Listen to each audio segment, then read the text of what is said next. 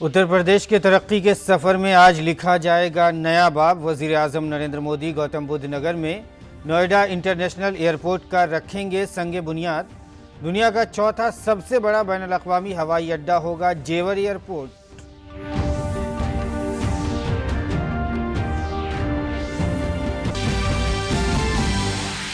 वज़ीर आज़म नरेंद्र मोदी की सदारत में हुई 39वीं प्रगति मीटिंग। 20,000 करोड़ रुपए के प्रोजेक्टों का लिया गया जायजा। वज़ीर आज़म ने कहा, पोषण अभियान हर रियासत में मुकम्मल सरकारी नजरिए के साथ मिशन मोड में होना चाहिए नाफिज।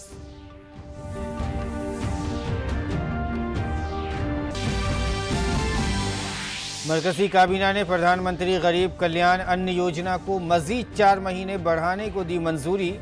तीनों ज़रई क़वानीन को मनसूख करने का अमल मुकम्मल।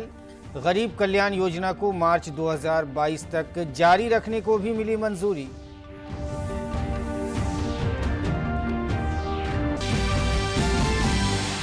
वज़ीर ख़ारिजा एस जयशंकर आज शंघाई ताउन तंजीम के सरबराहान ममलिकत की कौंसिल मीटिंग में भारत की करेंगे नुमाइंदगी। वीडियो कॉन्फ्रेंसिंग के जरिए हो रही मीटिंग में रुकन ममालिक के सरबराहान, मुशाहिद ममालिक और एससीओ के सेक्रेटरी लेंगे हिस्सा। अफगानिस्तान समेत कई इलाकाई उमूर पर होगा गौर खौज।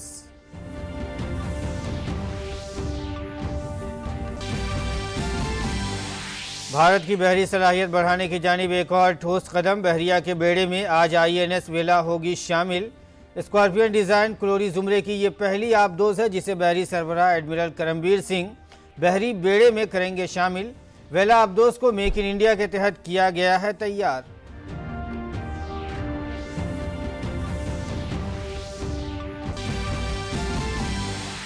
और भारत और न्यूजीलैंड के दरमियान मैच क्रिकेट की सीरीज का पहला मुकाबला आज कानपुर में होगा शुरू।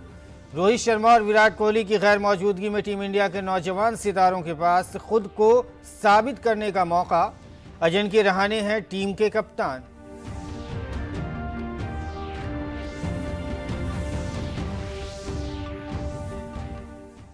आदाब नाजरीन, सुबह 9 बजे के उर्दू खबरनामे में आपका खैर मकदम है। मैं हूं आपके साथ मसरूर फैजी और आइए अब खबरों की शुरुआत करते हैं। वज़ीर आज़म नरेंद्र मोदी आज उत्तर प्रदेश के जेवर में नोएडा बैनुल-अक़वामी हवाई अड्डे का संग बुनियाद रखेंगे। वज़ीर आज़म के तसव्वुर के मुताबिक इस हवाई अड्डे को तरक्की, राब्ते को फ़रोग़ देने और हवाबाजी के शोबे को मुस्तक़बिल की ज़रूरतों की बुनियाद पर तैयार किया जा रहा है। उत्तर प्रदेश रियासत में खुसूसी तवज्जो मरकूज़ की गई है। रियासत में कई हवाई अड्डों को फ़रोग़ दिया जा रहा है। इससे कई सनतों के लिए नए मौक़े और नए रोज़गार पैदा होंगे। हवाई अड्डे को सड़क, रेल और मेट्रो से जोड़ा जाएगा। हमारे नुमाइंदे ने बताया है कि ये भारत का पहला खालिस सिफर अखराज वाला हवाई अड्डा होगा। कौमी राजधानी खित्ता दिल्ली में इंदिरा गांधी बैनुल-अक़वामी हवाई अड्डे के बाद ये दूसरा बैनुल-अक़वामी हवाई अड्डा होगा। इस हवाई अड्डे के बनने के बाद इंदिरा गांधी बैनुल-अक़वामी हवाई अड्डे में भीड़ भाड़ कम होगी। दिल्ली, नोएडा, गाज़ियाबाद, अलीगढ़, आगरा, फरीदाबाद और आसपास के मुसाफिरों को इससे फ़ायदा होगा। इसके साथ ही दिल्ली मुल्क का पहला शहर बन जाएगा जहां 70 किलोमीटर के दायरे में अब 3 एयरपोर्ट होंगे। मुसाफिरों की सहूलत के लिए नोएडा और दिल्ली को बिला रुकावट मेट्रो खिदमात से जोड़ा जाएगा। उत्तर प्रदेश को दुनिया के नक्शे पर लाने में नोएडा बैनुल-अक़वामी हवाई अड्डा अहम किरदार अदा करेगा। भारत में पहली बार किसी हवाई अड्डे में मल्टी मॉडल कार्गो सेंटर का इंतजाम होगा। इसके कार्गो टर्मिनल की सलाहियत 20 लाख मैट्रिक टन है जिसे बढ़ाकर 80 लाख मैट्रिक टन कर दिया जाएगा। और नाज़रीन, बढ़ते हैं अगली खबर की तरफ। वज़ीर आज़म नरेंद्र मोदी ने बुध को 39वें प्रगति मीटिंग की सदारत की। ये मीटिंग उम्दा हुक्मरानी को फ़रोग़ देने और तमाम तरक्याती कामों को मुक़र्ररा वक्त में मुकम्मल करने के लिए की जाती है। मीटिंग में कुल 9 एजेंडे पेश किए गए जिसमें 8 प्रोजेक्ट जो कि 20,000 करोड़ रुपए के थे। वज़ीर आज़म ने उनका भी जायज़ा लिया जिनमें 3 रेलवे से मुतालिक प्रोजेक्ट, 2 सड़क ट्रांसपोर्ट, वज़ारत तवानाई के 2 और एक प्रोजेक्ट वज़ारत पेट्रोलियम से मुतालिक थे। वहीं वज़ीर आज़म ने पोषण अभियान का भी जायज़ा लिया। बच्चों में ग़िज़ाइयत के पेश नज़र इस मुहिम को कामयाब बनाने के लिए वज़ीर आज़म ने सेल्फ हेल्प ग्रुप की मदद लेने और बेदारी मुहिम चलाने पर जोर दिया। प्रगति की अब तक 38 मीटिंगों के दौरान कुल 14.64 लाख करोड़ के 303 प्रोजेक्टों का जायज़ा लिया जा चुका है। काबीना ने दिसंबर 2021 से मार्च 2022 तक मुफ्त राशन फराहम करने के लिए पीएम गरीब कल्याण अन्न योजना की तौसी को मंजूरी दे दी है। इस फैसले के बारे में मालूमात देते हुए वजीर इत्तलात और नशरियात अनुराग सिंह ठाकुर ने कहा कि पूरी दुनिया में भारत वाहिद मुल्क है जिसने 80 करोड़ लोगों को मुफ्त अनाज दिया है। उन्होंने बताया कि 609 लाख मैट्रिक टन अनाज फराहम करने की मंजूरी दी गई है, जिस पर 2,60,000 करोड़ रुपए खर्च होंगे। प्रधानमंत्री गरीब कल्याण अन्न योजना के माध्यम से देश के लगभग 80 करोड़ से ज़्यादा लोगों को 5 किलो गेहूं या चावल मुफ्त में देने की योजना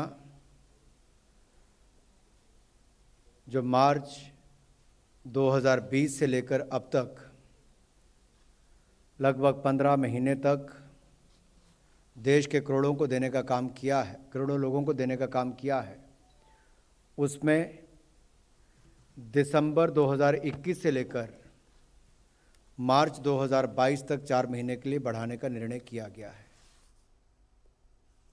काबीना ने तीनों ज़रई क़वानीन को वापस लेने की रस्मी कार्रवाई भी मुकम्मल कर ली है। उन्होंने कहा कि इसे वापस लेने का अमल आइंदा पार्लियामेंट के इजलास में मुकम्मल कर लिया जाएगा। कैबिनेट की बैठक हुई तो उसमें इन सभी औपचारिकताओं को पूरा करके कैबिनेट ने तीनों बिल वापस लेने का जो औपचारिकता है उसको पूरा किया है।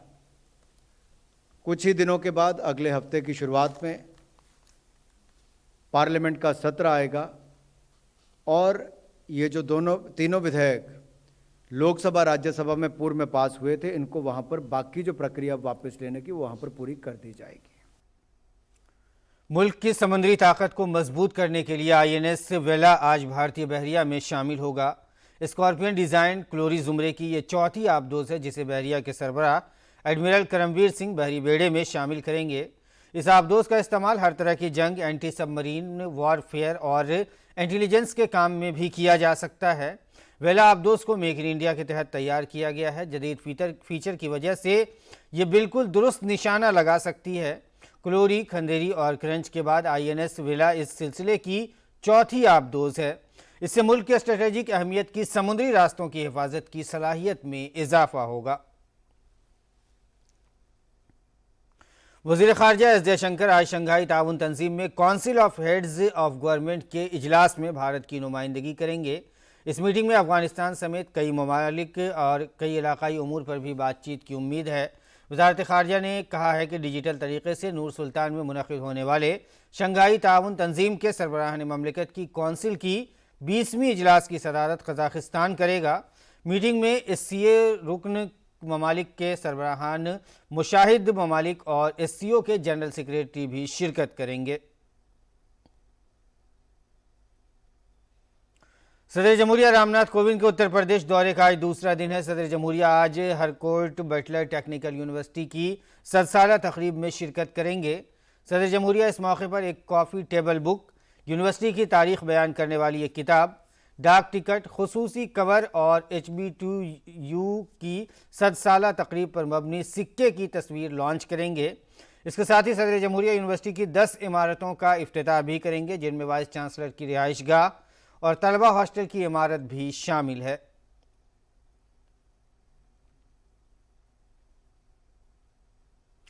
मुल्क में कोविड वैक्सीनेशन 119 करोड़ के हिस्से को पार कर चुकी है। अब तक 119 करोड़ 27 लाख से जायद वैक्सीन लगाई जा चुकी है। वजारत सेहत ने बताया है कि कल 79,65,000 से ज़्यादा वैक्सीन लगाई गई। और अगली खबर कश्मीर से है। सलामती एहलकारों ने श्रीनगर में एक उस्ताद और दिगर शहरियों के हालिया कत्ल के सिलसिले में मतलूब खुद साख्ता लश्कर कमांडर मेहरान यासीन समेत 3 दहशतगर्दों को गोली मारकर हलाक कर दिया है। पुलिस पार्टी ने रामबाग के इलाके में एक कार को रोकने की कोशिश की तो उसमें बैठे दहशतगर्दों ने फायरिंग शुरू कर दी। पुलिस की जवाबी कार्रवाई में तीनों दहशतगर्द मारे गए दहशतगर्दों में मेहरान यासीन शहर के जमालता इलाके का रिहायशी था। उसके अलावा 2 दिगर दहशतगर्द मंजूर अहमद मीर और अरफात शेख भी शामिल थे। ये दोनों पुलवामा के रहने वाले थे। दहशतगर्दों का ताल्लुक लश्कर तैयबा से वाबस्ता TRF से था। गुज़िश्ता माह श्रीनगर के ईदगाह इलाके में इस स्कूल के अंदर 2 असातिज़ा को गोली मारकर हलाक करने और दीगर आम शहरियों को कत्ल करने के सिलसिले में सलामती एहलकारों को मेहरान की तलाश थी। दिल्ली पुलिस ने गैर कानूनी हथियारों के एक बैन रियासती मॉड्यूल का पर्दाफाश करते हुए 2 डीलरों को गिरफ्तार किया है। पुलिस के मुताबिक द्वारका जिले के ATS से स्टाफ ने दोनों मुलजिमीन के कब्जे से 10 देसी पिस्तौल और एक चोरी की मोटरसाइकिल बरामद की है। पुलिस से डिप्टी कमिश्नर शंकर चौधरी ने मामले की मालूमात फराहम करते हुए कहा कि गिरोह के दोनों अरकान दिल्ली NCR में गैंगस्टरों को गैर कानूनी हथियारों की सप्लाई करते थे। DD न्यूज़ के नामानिगार तापस भट्टाचार्य के साथ खास बातचीत में DCP शंकर चौधरी ने कहा कि मुलजिमीन के खिलाफ दिल्ली पुलिस की सख्त कार्रवाई जारी रहेगी और इसके साथ ही उन्होंने कहा है कि पुलिस दिल्ली की सड़कों को महफूज बनाने के लिए सख्त मेहनत कर रही है। ऑपरेशन वर्चस्व के डिकॉय प्लान के तहत ATS की टीम ने बहुत अच्छा काम किया है। इन्होंने अपना एक डिकॉय बनाया और एक आदमी खड़ा किया, जिससे हमें जो सूचना मिली थी कि ऐसे एक गैंग है जो भरत कह के एक आदमी चलाता है। ये गौतम बुद्ध नगर के पास रहता है और हमें ये पता चला था कि ये यहाँ पे जो गैंगस्टर्स के गुर्गे हैं हमारे इलाके में, नंदू गैंग हो या टिल्लू गैंग हो, ये जितने इनके गुर्गे हैं इनको आम सप्लाई करता है। तो हमने अपना ही एक आदमी डिकॉय बनाया और ये भरत जो आदमी है, इनके जो सप्लायर्स थे उनसे कांटेक्ट करने की कोशिश की। हमारे ये ट्रैप में फंस गए और फिर जो ये 2 लड़के हैं जिसको इन्होंने गिरफ्तार किया है, इनका नाम है कुलदीप, जिसकी उम्र 40 साल है, ये पलवल का रहने वाला है, और दूसरा दिलबाग है जिसकी उम्र 30 साल है, ये गुड़गांव का रहने वाला है। दोनों पर मुकदमे हैं और मैं आपको बता दूं कि इनको इस डिकॉय प्लान में ट्रैप किया गया और इनसे 10 कंट्री मेड पिस्टल्स की रिकवरी हुई है। तो हम रिएक्टिव पुलिसिंग की तरफ से हम प्रेडिक्टिव पुलिसिंग की तरफ अब जा रहे हैं। रिएक्टिव पुलिसिंग का असर मेरे ज़िले में दिख रहा है। रॉबरीज हो, कारजैकिंग हो, स्नैचिंग हो या कोई मेजर हीनियस फायरिंग के इंसिडेंट हो, ये ऑलमोस्ट ख़त्म हो चुकी हैं। और अब बात गोवा में जारी बैनुल-अक़वामी फिल्म फेस्टिवल की, जहां फिल्मों के साथ साथ मास्टर क्लासेस का सिलसिला भी जारी है। आइए आपको दिखाते हैं कि इफ्फी में कैसे बिखेर रहे हैं सिनेमा के रंग, बिखर रहे हैं, उसका आप लुत्फ उठाएं। सबब लोग अपने घरों में कैद हो गए। ऐसे में फिल्मसाजों ने कोविड के ताल्लुक से कई फिल्में और वेब सीरीज पर काम किया। इफ्फी के 12वें एडिशन में बहुत सी फिल्मों में कोविड की झलक नजर आई। इंडियन पैनोरमा में फीचर फिल्म जुमरे में आई अल्फा बीटा गामा एक ऐसी ही फिल्म है जिसके डायरेक्टर और अदाकार से हमने बात की। मेरी पहली फिल्म है, तो 5 नवंबर को पहले नोटिफिकेशन आया था कि फ़िल्म सेलेक्ट हो गई इफ्फी में, तो समझ में नहीं आया क्या हुआ। फिर आज फिल्म देखी और पहली बार अपना नाम देखा मैंने थिएटर, मुझे लगा मैं रो पड़ूंगा, पर मैं रोया ही नहीं, मैं शॉक में था। ये कहानी जब मुझे शंकर ने सुनाई फ़ोन पे, तो उसी समय मेरे दिल से आवाज़ आई कि ये करनी चाहिए। It's a very new age story of a new age people working with a very nuclear concept of a relationship and dealing with their own demons and expectations. Uttarakhand से फिल्म सनोपेट ने सभी को अपनी जानिब मबजूल किया। ये डायरेक्टर की पहली फिल्म है और इफ्फी में पहुंचने पर उन्होंने अपनी खुशी का इजहार किया। So it is a great honor for all of us. I would say it's an amalgamation of the mountains and the sea in Goa and the mountains in Uttarakhand. So we would urge people to come in and watch it. Film Sunny भी red carpet पर पहुंची। मलयालम जबान की ये film एक ही किरदार पर मबनी अनोखी फिल्म है। Sunny basically is a film which was born because of COVID and whatnot. So I don't know whether I should thank Sunny for that. The idea of the film was born on the day our Prime Minister announced the first lockdown for 3 weeks in March last year. So that night I always wanted to make a single character film, and that was a time when the entire world was in quarantine alone. And I thought there could not be a better subject than solitude. So that is how it started. IFFI में master classes का सिलसिला जारी है, जिसमें बड़ी तादाद में शख्सियात पहुंच रही हैं। मारूफ अदाकार रणधीर कपूर और डायरेक्टर राहुल रवेल ने मास्टर क्लासेस में सभी के साथ अपने तजुर्बा शेयर किए। पणजी से ज्योतिका ग्रोवर की रिपोर्ट, DD न्यूज़ उर्दू खबरें। जोधपुर की ज़रई यूनिवर्सिटी के ज़रई तहकीकी मरकज़ में खुले कैदी कैंप के ज़रिए उम्र कैद या लंबी मुद्दत की सज़ा काट रहे अच्छे बर्ताव वाले कैदियों की ज़िंदगी बेहतर बनाने की कोशिश की जा रही है। क्या ख़ास है इस खुले कैदी कैंप में, आइए जानते हैं इस रिपोर्ट में। आप जिन लोगों को किसानी, खेती और गार्डनिंग का काम करते हुए स्क्रीन पर देख रहे हैं वो कोई किसान नहीं है, बल्कि ये किसी न किसी जुर्म की सज़ा काट रहे कैदी हैं। ये कैदी खेती करते हुए अपनी सज़ा काट रहे हैं और इसके अलावा अपनी ज़िंदगी को नई सम देने की कोशिश कर रहे हैं। खेती और वो भी जेल में। जी हाँ, ये जेल तो है, लेकिन इसमें जेल जैसी बंदिशें नहीं हैं। ये है खुला कैदी कैंप, जो कि जोधपुर ज़रई यूनिवर्सिटी के ज़रई तहकीकी मरकज़ मंडोर में शुरू किया जा रहा है। इसके तहत ऐसे कैदियों को रखा जाता है जिन कैदियों ने अपनी कुल सज़ा में से 6 या 7 साल की सज़ा को अच्छे बर्ताव के साथ मुकम्मल कर लिया है। उन्हें ये मौका दिया जाता है कि वो अपने घर वालों के साथ खुले कैदी जेल में रहकर आगे की सज़ा को मुकम्मल कर सकते हैं। खुले कैदी जेल में कैदियों को खेती का काम सिखाया जाता है ताकि वो अपनी सज़ा पूरी होने के बाद खेती करके अपने लिए रोजगार और अपने अहले खाना के लिए बावकार ज़िंदगी गुजार सकें और इस तरह की जराइम न करें। यहाँ न सिर्फ इन कैदियों को खेती का काम करने का मेहनताना मिलता है, बल्कि इसके साथ साथ उनके घर वालों को भी रोजगार मिल जाता है। ऐसे कई कैदी हैं जिन्हें इस जेल में खेती का काम सीखकर अपने और अपने अहले खाना की जिंदगी को एक नई समत दी है। हमारे यहाँ जो खुला बंदी शिविर है, इसमें करीब 36 जो है बंदी काम करते हैं, हमारा खेतीबाड़ी का कार्य करते हैं। और खुला बंदी शिविर में जो आने वाले बंदियों की इनकी ये होती है कि जो जेल जिन बंदियों को उम्र कैद हो जाती है तो वो करीब उनका जेल में 6-7 साल अच्छा व्यवहार रहता है और अच्छे तरह से वहाँ भी काम करते हैं, तो उनको बाकी जो उनका जो जेल का टाइम रहता है वो 7 साल के बाद यहाँ भेज देते हैं इनको। और ये हम इनको जो हमारे कृषि अनुसंधान की तरफ से इनको रहने के लिए हम घर प्रोवाइड करते हैं और उसमें हम लाइट और पानी की इनके लिए फ्री व्यवस्था करवा देते हैं, और जिसमें ये अपने परिवार के साथ, अपने बच्चों के साथ, अपने पूरे परिवार के साथ आराम से यहाँ रहते हैं और ये हमारे खेती का काम करते हैं। यहाँ बहुत अच्छा लगता है, खेती का काम करते हैं सुबह से लेकर शाम तक। 225 रुपये रोज के मिलते हैं, महीने में 5,500-6 हज़ार रुपये मिल जाते हैं यहाँ काम के पैसे। यहाँ पे सर ये खेती बाड़ी का ही काम है और सब घर परिवार जैसे रहते हैं यहाँ पे। हमें उम्मीद है सर कि हम कृषि फार्म के काम सीख सके, नर्सरी के, तभी पालन पोषण कर सकता हूँ, मैं अपना भी कर सकता हूँ, मैं अपने परिवार का भी चला सकता हूँ। सजा पूरी होने के बाद ये काम कर रहे कैदी अपनी जिंदगी इज्जत के साथ गुजारनी चाहते हैं।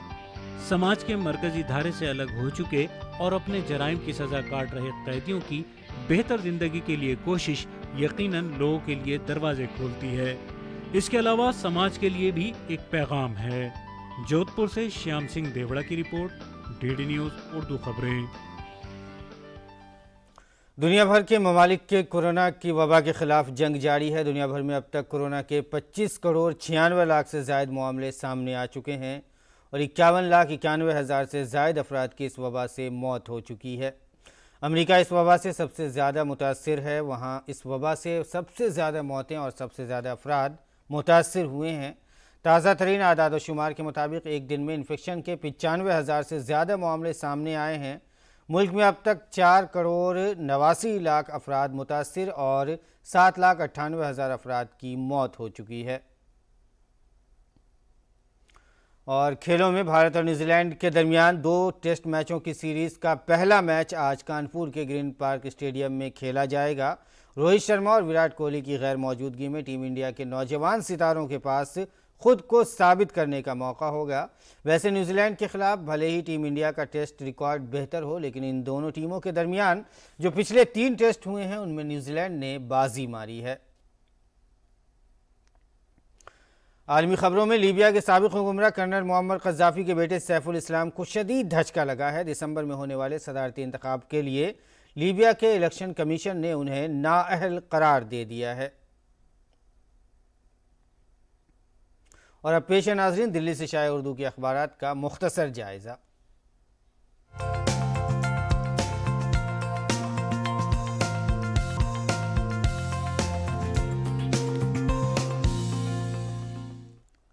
आज दिल्ली से शायद तकरीबन तमाम उर्दू के अखबारात ने तीनों ज़रई कवानीन जो ख़ास करके काबीना के फ़ैसले के ज़रिए मनसूख किए गए हैं उसको अखबारों ने सुर्खी बनाई है।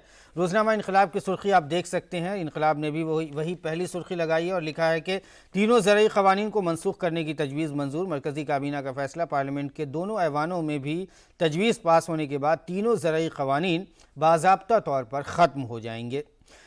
तीनों ज़रई क़वानीन की मरकज़ी काबीना की मंजूरी के बाद वज़ीर अनुराग ठाकुर ने कहा है कि काबीना की मीटिंग में किए गए फ़ैसलों के बारे में उन्होंने जो जानकारी दी उसमें तजवीज़ को कहा है कि मंजूर कर लिया गया है और इसका अमल जो है पार्लियामेंट के सरमाई इजलास में शुरू किया जाएगा, इसको मनसूख करने का अमल। आगे बढ़ते हैं, रोज़नामा इनकलाब की ही एक और अहम खबर हम आपको आलमी सफ़े की सुर्खी दिखाते हैं। अमेरिका का तालिबान के साथ मुज़ाकरात करने का ऐलान है। अमेरिका ने कहा है कि तालिबान के साथ अगले हफ्ते मुतवक्के मुज़ाकरात में दहशतगर्दी के ख़िलाफ़ जंग और अफ़गानिस्तान में इंसानी बहरान समेत दिगर उमूर पर बातचीत होगी। अमेरिकी महकमे ख़ारजा के तर्जुमान के मुताबिक कतर में अगले हफ्ते तालिबान के साथ बातचीत का दौर जो है वो दोबारा फिर से शुरू होगा और इसी में 2 हफ्ते तक चलने वाले इस मुजवज़ा मुज़ाकरात में अमेरिकी वफ़द की क़यादत अफ़गानिस्तान के अमेरिका के ख़ुसूसी नुमाइंदे टॉम वेस्ट करेंगे। आगे बढ़ते हैं, रोज़नामा इनकलाब के अगर खेल के सफ़े की सुर्खी की बात करें तो भारत और न्यूजीलैंड के बीच जो आज टेस्ट मैच की शुरू होने जा रहा है उसमें नए कोच राहुल की निगरानी में टीम का पहला टेस्ट, अखबार ने यह सुर्खी लगाई है। साथ ही लिखा है कि T20 की कारदगी से हिंदुस्तानी टीम के हौसले बुलंद हैं। कीवीज़ के भी नए आगाज़ के लिए बेचैन, दोनों टीमों के दरमियान 2 टेस्ट मैचों की सीरीज़ का पहला मुकाबला आज। आगे बढ़ते हैं, रोज़नामा राष्ट्रीय सहारा की अगर अहम खबरों की बात करें तो जो अहम सुर्खी सफ़े अव्वल पर लगाई गई है वो है फ़िरका परस्त ताकतों के ख़िलाफ़ मुत्तहिद होने की ज़रूरत। मुल्क के आम बाशिंदे अमन पसंद हैं, नफ़रत के ख़ात्मे के लिए सबका साथ ज़रूरी है, ये कहना है all India Muslim personal law board के नायब सदर और जमीयत उलमा हिंद के सदर मौलाना अरशद मदनी का। रोज़नामा राष्ट्रीय सहारा की एक और ख़बर जो सफ़े अव्वल पर लगाई गई है, दिल्ली में तालीमी इदारे 29 नवंबर से खुलेंगे। दिल्ली सरकार ने कौमी राजधानी खित्ते में आलूदगी कम होने के बाद पाबंदियों में भी कमी दिखाई है और उसको हटा लिया है। दिल्ली के अंदर स्कूल और कॉलेज 29 नवंबर से खोल दिए जाएंगे। CNG और इलेक्ट्रिक ट्रक को 27 नवंबर से दिल्ली में दाखिला दिया जाएगा और उसके साथ ही सरकारी दफातर को भी 29 नवंबर से खोल दिया जाएगा। सभी मुलाजमीन को पब्लिक ट्रांसपोर्ट से आने के लिए भी एक एडवाइजरी जारी की गई है। रोज़नामा राष्ट्रीय सहारा की एक और अहम खबर है, सदर जमहूरिया का जो 2 रोज़ा उत्तर प्रदेश का दौरा है उसमें सदर जमहूरिया ने कहा है कि गुमनाम मुजाहिदीन आज़ादी से मुल्क के बाशिंदों को रोशनास कराएँ। उन्होंने अपने खिताब में चौधरी हरमोहन सिंह यादव के यौम पैदाइश की 7 साला तकरीब के मौके पर जो उन्होंने खिताब किया है उसमें उन्होंने ये बात कही और कहा है कि 1984 में के फसादात में सिखों की जान इन्होंने बचाई थी और 1991 में उन्हें शौर्य चक्र से नवाजा गया था। आज़ादी का अमृत महोत्सव भी इसी की एक कड़ी है, ये कहना है सदर जमहूरिया का। आगे बढ़ते हैं और अखबार मशरिक़ की अगर अहम सुर्खियों की बात करें तो जो सफ़े अव्वल पर पहली अहम सुर्खी है वो है ममता बनर्जी की वज़ीर आज़म से मुलाकात। अखबार ने तस्वीर के साथ शाये किया है और ख़ास लिखा है कि मगरबी बंगाल के वज़ीर आला TMC की सरबराह ममता बनर्जी बुध को वज़ीर आज़म से मुलाकात की है। PM मोदी से मुलाकात के बाद ममता बनर्जी ने कहा कि उनकी मुलाकात रियासत के मुतालिक कई मसाइल पर गुफ्तगू हुई है और साथ ही उन्होंने बंगाल ग्लोबल बिजनेस समिट के इफ्तिताह के लिए वज़ीर आज़म को दावत दी है और वज़ीर आज़म ने इस दावत को कबूल भी कर लिया है। एक और ख़बर इसी अखबार की है, सफ़े अव्वल पे ही है, LPG सब्सिडी फिर से शुरू करने का हुकूमत ने फ़ैसला किया है। इससे सारिफिन को खुशखबरी एक तरह से कह सकते हैं। दरअसल हुकूमत ने एक बार फिर से सिलेंडर पर सब्सिडी शुरू कर दी है। जिन लोगों ने हाल ही में बुकिंग करवाई थी और जिनका सिलेंडर आ चुका है उनके अकाउंट में भी सब्सिडी ऐड होना क्रेडिट होना शुरू हो गया है। तो ये था नाज़रीन दिल्ली से शाये उर्दू के अखबारात का मुख्तसर सा जायज़ा और आइए अब जान लेते हैं क्या है मौसम का मिजाज।